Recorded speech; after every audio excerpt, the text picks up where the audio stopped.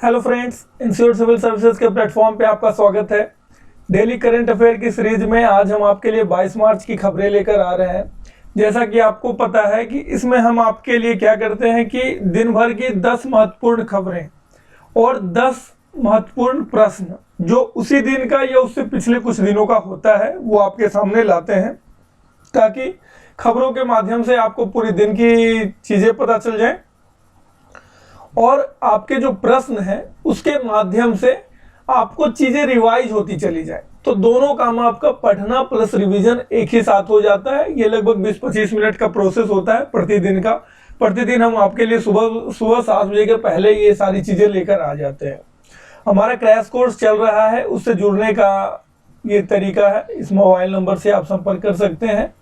और उसके अलावा आप हमारे टेलीग्राम ग्रुप और इंस्टाग्राम से भी जुड़ सकते हैं। टेलीग्राम से जरूर जुड़ें, क्योंकि यहाँ पे आपको हमारे जो भी चीज़ें हम आपको देते हैं, ऑफर करते हैं, वो आपको यहाँ पे पता चल जाता है। तो आप इससे जरूर जुड़ें। उस पर क्वेश्चंस भी हम करवाते हैं, कोई बेसिक किसी की क्वेरी या इन्फॉर्मेशन चाहिए होती है वो भी हम देते रहते हैं। तो आप टेलीग्राम ग्रुप से जरूर जुड़ें। तो स्टार्ट करते हैं आज की खबर के साथ में।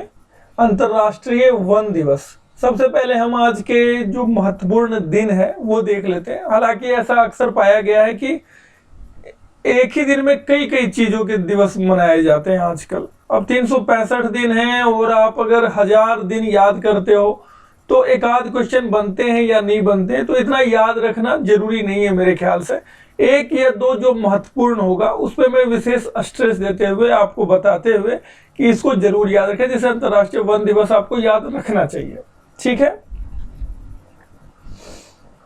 अंतर्राष्ट्रीय वन दिवस विश्व वानिकी दिवस के रूप में भी जाना जाता है, ठीक है। वर्ल्ड फॉरेस्ट्री डे के रूप में भी जाना जाता है। हर साल 21 मार्च को मनाया जाता है।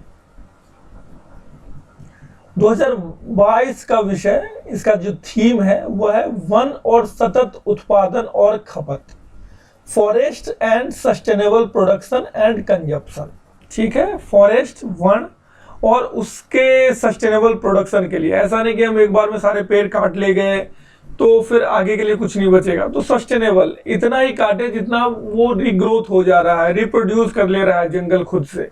तो उसके बीच एक बैलेंस बनाना जरूरी है, ठीक है। किस चीज के बीच में?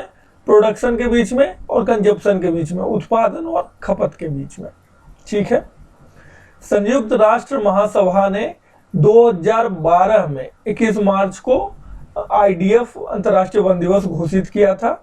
और इसका मुख्य विषय जंगल के बारे में, पेड़ों के बारे में जागरूकता फैलाना है, उनके फायदे, उनको कैसे सेव किया जा सकता है, उनकी क्या जरूरतें हैं, ये सारी चीजें बताने के लिए। एक दूसरा भी दिन है आज, international day for elimination of racial discrimination. यह आप याद कर सकते हैं, बहुत ज्यादा जरूरी मेरे हिसाब से नहीं है, लेकिन फिर भी बताना जरूरी था, इसलिए मैं बता रहा हूं। इस तरीके से एक दिन में कई कई दिन होते हैं, मैंने आपको पहले भी बताया। आपको उस दिन को याद रखना है जो बहुत ज्यादा महत्वपूर्ण है, क्योंकि हर दिन आजकल 2-3-4 दिन हो जाते हैं, ठीक है। तो इसमें क्या हो रहा है, इसके थीम को समझना जरूरी है। नस्लीय भेदभाव के उन्मूलन के लिए अंतर्राष्ट्रीय दिवस है। इसको आप 21 मार्च याद करें चाहे नहीं करें, इसके थीम वगैरह को याद रखना चाहिए कि एलिमिनेशन ऑफ रेशियल डिस्क्रिमिनेशन जो है, इसका इस वर्ष का थीम क्या था। तो नस्लीय भेदभाव के नकारात्मक परिणामों के बारे में लोगों को याद दिलाने के लिए यह दिवस मनाया जाता है। पता चल गया, कारण पता चल गया आपको। अब आपको विषय, इस बार का जो थीम है वो बताते हैं। जातिवाद के खिलाफ कार्रवाई के लिए आवाज, ठीक है। Voices for action against racism. जातिवाद के बदले में रेसिज्म शब्द का प्रयोग करें, वो ज्यादा बेहतर है। इंग्लिश में रेसिज्म लिखा गया है। तो नस्लवाद, जातिवाद नहीं, सॉरी, इसको सही कर लेंगे आप लोग। नस्लवाद के खिलाफ कार्रवाई के लिए आवाज, ठीक है, इस बार का थीम है। नाटो बहुत ज्यादा न्यूज में है और घूम फिर करके इससे प्रश्न पूछा जाएगा, इसलिए आपको इसके बारे में विशेष जानकारी प्राप्त करने की जरूरत है। नाटो का फुल फॉर्म आप कमेंट बॉक्स में बताएं। N4A4T4O4 ये चारों क्या है, ठीक है। सैन्य अभ्यास कोल्ड रिस्पॉन्स 2022 ये नॉर्वे में शुरू हुआ है, ठीक है। अब देखिए ये नॉर्वे फिंगर कंट्रीज हैं, आप देख रही हैं। फिंगर कंट्रीज कौन कौन सी हैं वो भी आप कमेंट बॉक्स में बताएं। स्कैंडिनेवियन कंट्रीज कौन कौन सी हैं वो भी आप कमेंट बॉक्स में बताएं, ठीक है। तो ये देखिए, ये है नॉर्वे, ये है स्वीडन, ये है डेनमार्क, सॉरी फिनलैंड। डेनमार्क तो उधर नहीं है भैया, डेनमार्क ये छोटा सा नीचे है, ये आइसलैंड, ओके। तो इसमें आपको 3 रंगों का इस्तेमाल किया गया है। ये एक स्काई ब्लू, एक ये डीप ब्लू और एक ये 2 गोले लाल लाल रंग के, है ना।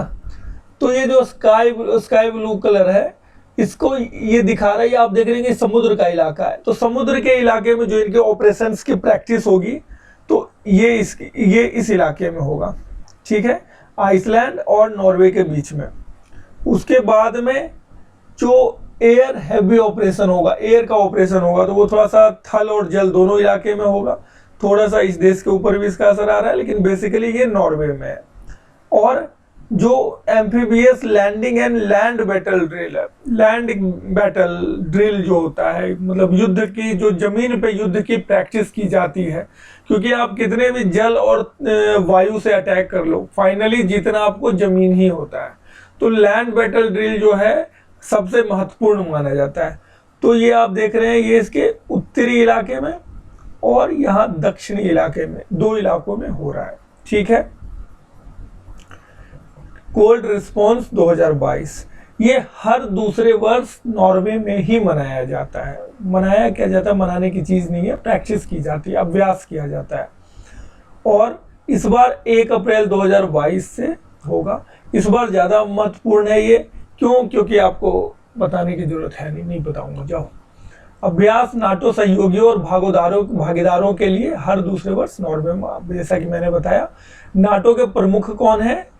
Jens Stoltenberg. ये सारे नाम आपको याद रख रहे हैं, जो लास्ट में 2-3 फैक्ट में बताता हूं अधिकतर न्यूज के बाद में, वो आपको याद रखने हैं। क्योंकि आजकल यूपीपीसीएस या किसी भी एग्जाम में क्या हो रहा है कि वो 2 या 3 स्टेटमेंट देते हैं। पहला जो है एकदम प्रॉपर फैक्चुअल होता है, किस जगह अवस्थित है, उसका अध्यक्ष कौन है, इस तरह के सीधे नाम और नाम वगैरह पूछ लिए जाते हैं, नाम, वर्ष, इस तरह की चीजें। तो ये आपको यहां से मिलेंगे इन चीजों से, ठीक है। नाटो की स्थापना कब हुई थी? 4 अप्रैल 1949 को वाशिंगटन डीसी, अमेरिका में, ठीक है। नाटो का मुख्यालय कहाँ है? ब्रुसेल्स, बेल्जियम में। बेल्जियम के जो पड़ोसी देश हैं उनका आप कमेंट बॉक्स में नाम बताएं। नेशनल ई विधान एप्लीकेशन ये कहाँ है? ये किस लिए न्यूज में है? तो ये कोहिमा, नागालैंड की कैपिटल, ठीक है। मैं यहाँ रहा हूँ, बहुत ही खूबसूरत शहर है, बहुत ही शांत शहर है। और जो भारत के मैदानी इलाके हैं, जिसको सो कॉल्ड मेनलैंड बोल देते हैं हम लोग, कि मुख्य इलाका है भारत का, तो वहाँ पे जिस तरह से आप गाड़ी चलते हैं और हॉर्न बजते रहते हैं, फालतू की इरिटेट किया जाता है, वो इस तरह की चीज़ें यहाँ नहीं होती। पहाड़ी इलाका है, बहुत पतले रोड हैं, बहुत ट्रैफिक की इशू रहती है, लेकिन कभी भी हॉन्किंग नहीं होती है वहाँ पे। एकदम शहर के बीच से गुजर रहे होंगे आप, शांति से गुजर रहे होंगे, आपको बड़ी मुश्किल से 1 आध बार कभी किसी हॉर्न या हॉन्किंग की आवाज सुनाई देगी।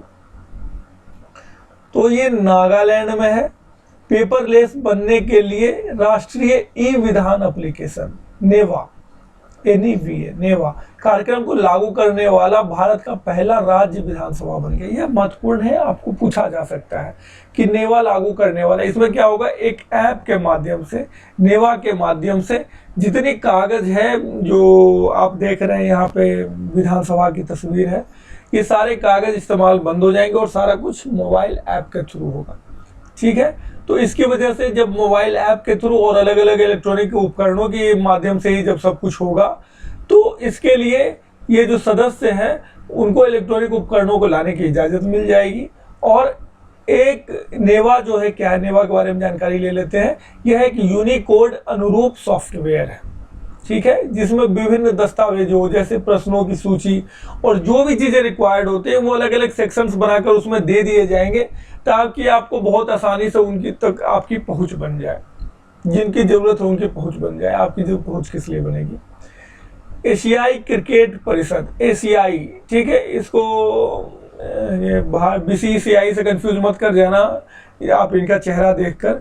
ये है जैसा, ठीक है, जो BCCI के अध्यक्ष तो सचिव तो है ही, और ये एशियाई क्रिकेट परिषद के अध्यक्ष के रूप में इनका कार्यकाल 1 साल बढ़ाया गया है। अभी BCCI के सेक्रेटरी हैं, 2019 से ही हैं, तीसरे वर्ष, और 2021 में ये बने थे, ये अपने एशियाई क्रिकेट परिषद के अध्यक्ष बने थे। और इनके पहले अध्यक्ष थे नजमुल हसन, जो कि बांग्लादेश के हैं। और अभी जो है एशियाई क्रिकेट परिषद के चेयरपर्सन कौन है? तो चेयरपर्सन है अमिताभ चौधरी। एशियाई क्रिकेट परिषद का मुख्यालय कहाँ पे है? यह कोलंबो में है, श्रीलंका में, ठीक है। एशियाई क्रिकेट परिषद की स्थापना कब हुई थी? जिस वर्ष भारत ने वर्ल्ड कप जीता था, ठीक है। तो ये भारत ने पहला वर्ल्ड कप 1983 में जीता था, दूसरा कब जीता था आपको पता है, 2011 में महेंद्र सिंह धोनी की कप्तानी में। एशियाई क्रिकेट परिषद सदस्यता, इसमें टोटल 25 एसोसिएशन है, 25 संघ है।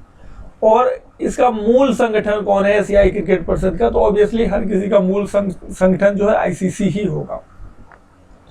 इनको पहचान लीजिए, ये है पंकज आडवाणी, ठीक है। ये क्या कहते हैं, बिलियर्ड के चैंपियन है। एशियाई बिलियर्ड्स चैंपियनशिप इन्होंने 8वीं बार जीती है। एशियाई बिलियर्ड्स चैंपियनशिप इन्होंने 8वीं बार जीती है, ठीक है। किसको हराया है इस बार इन्होंने? तो ये इंडियन है ध्रुव सितवाला, ठीक है। तो हम वतन को हराया इन्होंने, इसलिए भारत के लिए दोहरी खबर है। एशियाई बिलियर्ड्स चैंपियनशिप कहाँ चल रही थी? ये कतर के दोहा में चल रहा था, और ये 19वां एशियाई बिलियर्ड्स चैंपियनशिप था। 19 बार में 8 बार तो यही महोदय जीत गए हैं, ठीक है। और ये इनका टोटल 24वां अंतरराष्ट्रीय खिताब है। इससे पहले आडवाणी जी ने म्यांमार के पॉक्सो को हराकर इस टूर्नामेंट के फाइनल में जगह बनाई थी।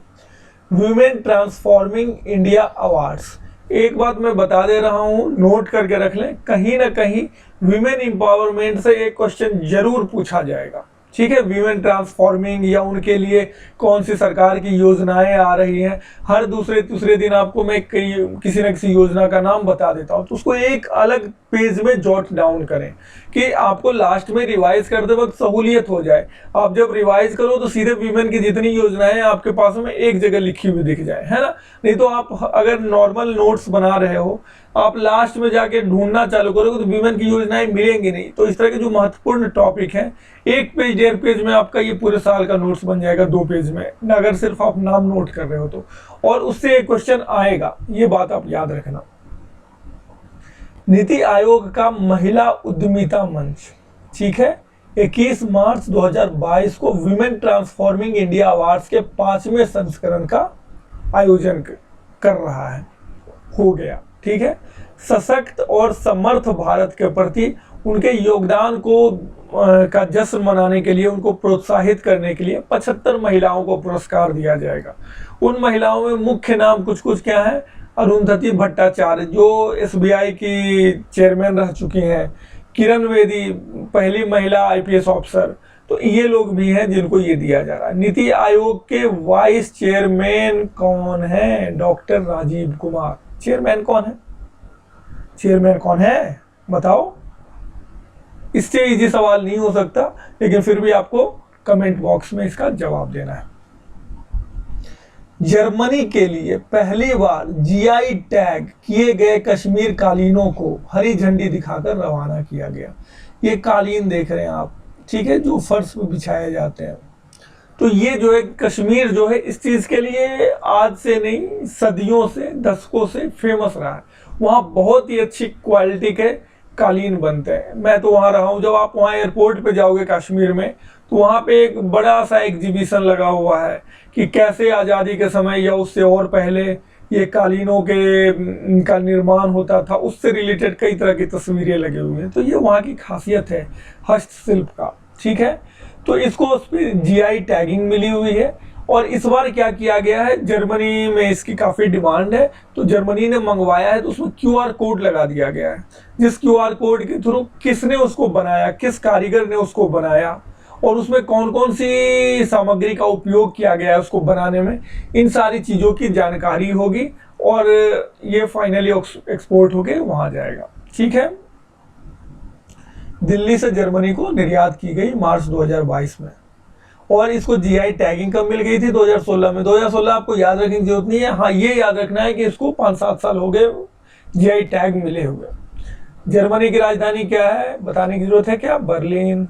जर्मनी के चांसलर कौन है, ओलाफ स्कॉल्स। ये नाम आपको याद रखने की आवश्यकता है, इनकी चर्चा हर कुछ दिन में होती रहेगी। जर्मनी का चांसलर संभवतः यूरोप का सबसे पावरफुल आदमी होता है, क्योंकि यूरोप में जर्मनी सबसे पावरफुल कंट्री है आज के डेट में। फ्रांस, यूके ये सब ऑलमोस्ट एट पार हैं इसके, बट ये कंपैरेटिवली सबसे, अगर वन सिंगल किसी कंट्री का नाम लिया जाएगा, हाँ पुतिन चाचा को छोड़ दो, पुतिन चाचा तो अलग ही लेवल पे है, उनकी तो बात ही अलग है। जर्मनी के राष्ट्रपति कौन है, फ्रैंक वॉल्टर स्टाइनमायर। लेकिन इनका नाम कम महत्वपूर्ण है, इनका नाम ज़्यादा महत्वपूर्ण है, क्योंकि चांसलर के पास ही ज़्यादातर शक्तियां निहित है।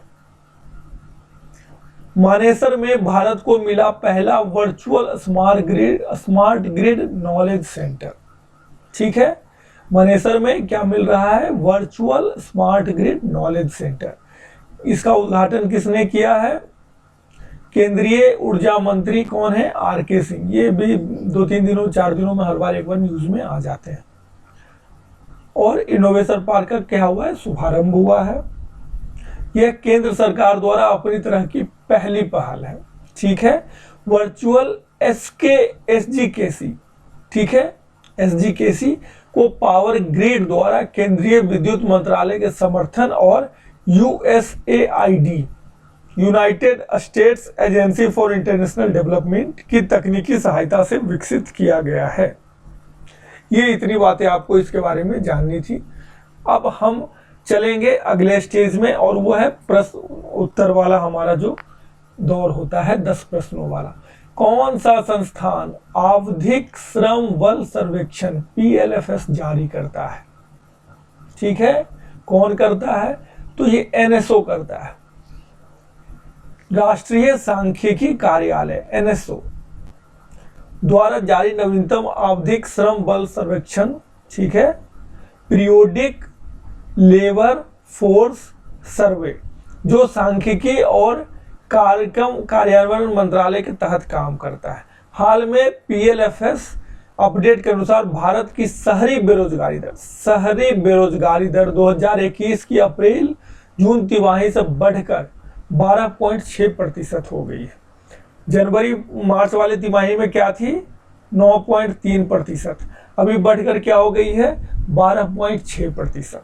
ठीक है, कैटलिन नोवाक ये कौन है, इसके बारे में आपको जल्दी ही जानकारी दी गई विगत 2-3 दिनों में। पहली महिला राष्ट्रपति चुनी गई है, किस देश की चुनी गई है, हंगरी की चुनी गई है। ठीक है, ये पहली महिला राष्ट्रपति बनी है हंगरी की।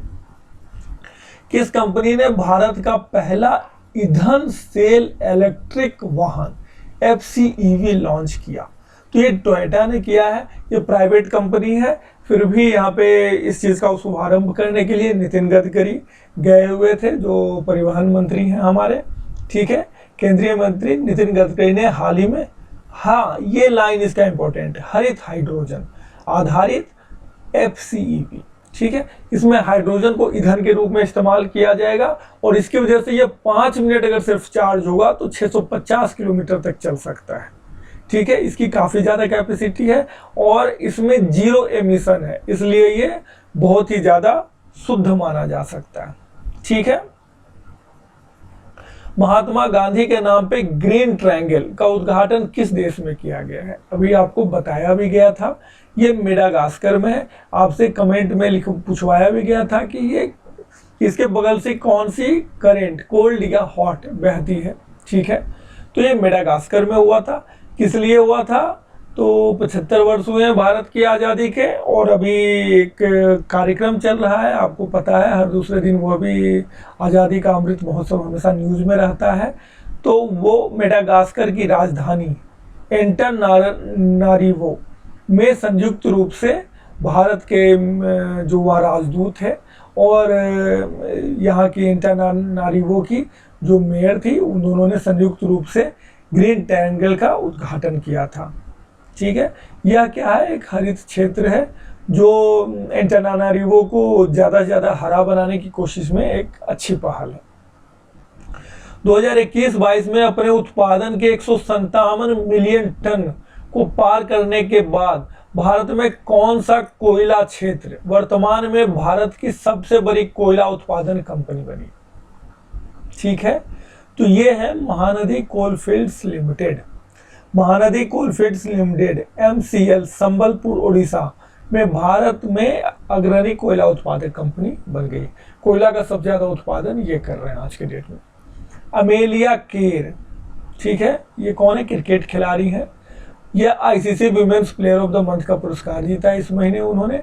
ये किस खेल से संबंधित है, किस देश से? खेल तो आपको समझ में आ गया जब ICC की बात हो रही है तो देश ये न्यूजीलैंड से संबंधित है। ठीक है, ये हरफनमौला खिलाड़ी है। दिशांक किस भारतीय राज्य का भूमि डिजिटलीकरण अनुप्रयोग है? यह भी आपको जल्दी बताया गया है। यह किस राज्य का है? यह कर्नाटक का है। और ये सभी अभिलेखों को ये डिजिटलीकरण कर देगा, डिजिटल फॉर्म में ले आएगा, और इससे जो भूमि संबंधी विवाद है इसमें बहुत ज़्यादा कमी आने की संभावना है। UPI लाइट, ठीक है, यह भुगतान लेन देन की ऊपरी सीमा इसकी क्या है? UPI लाइट, ठीक है, लाइट का मतलब हल्का, हल्का मतलब कम, तो इसकी सीमा भी कम होगी और इसकी सीमा मात्र 200 रुपये रखी गई है। ठीक है, UPI लाइट लॉन्च करने के लिए अपनी NPCI जो है UPI लाइट लॉन्च करने के लिए तैयार है, जो ऑफलाइन मोड में छोटे मूल्य के लेन देन को सक्षम करेगा। ऑफलाइन मोड में, ये ध्यान रखिएगा, ऑफलाइन मोड में, ऑनलाइन में नहीं, इसीलिए इसकी लिमिट को इतना कम रखा गया है। UPI लाइट भुगतान लेन देन की ऊपरी सीमा 200 रुपये होगी। डिवाइस पर वॉलेट के लिए UPI लाइट बैलेंस की कुल सीमा 2000 रुपये होगी। भारत का पहला मेडिकल सिटी किस शहर में बन रहा है? तो यह बन रहा है पुणे ग्रामीण में। इसका नाम है Indrayani medicity. It will not only provide medical education and research, यह सिर्फ मेडिकल एजुकेशन मतलब डॉक्टर नहीं बनाएगा, ये सिर्फ रिसर्च नहीं करेगा, बल्कि हर तरह के स्पेशलिटी ट्रीटमेंट इनके यहाँ मिलेंगे।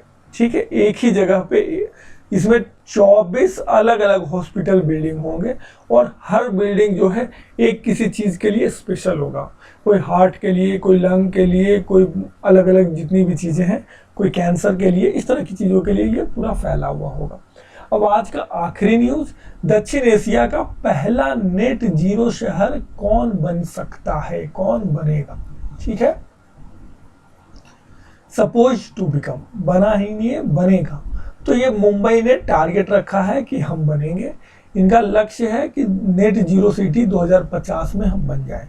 साउथ एशियन सिटी में ये पहला शहर होंगे जो ऐसा करने में सक्षम होंगे। ठीक है, और ये जो लक्ष्य है ये इंडिया का जो टारगेट है 2070 में, उससे 20 साल पहले का टारगेट है। ठीक है, इंडिया ने COP26 में नवंबर 2021 में 2070 में नेट जीरो बनने का टारगेट रखा है।